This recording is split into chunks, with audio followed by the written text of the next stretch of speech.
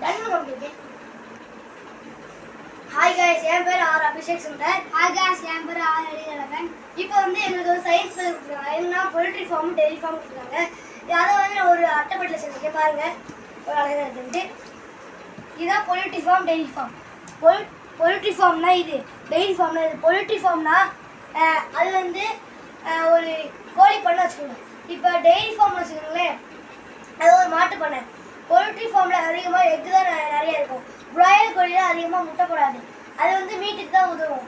அதனால் dairy farm வந்து நிறைய மில்க் கிடச்சிச்சின்னா இது மில்க் எடுத்தவங்க வீட்டில் ஒன்று நிறையா கொடுத்துப்பாங்க.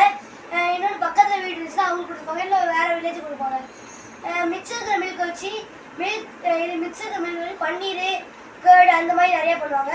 நீங்கள் கொடுத்துருக்க லைக்ஸ் வச்சு நான் எவ்வளோ அந்த ப்ராடக்ட் பிடிச்சிருக்குது அவங்களுக்கு நான் கனெக்ட் பண்ணிப்பேன். பாய் பாய்.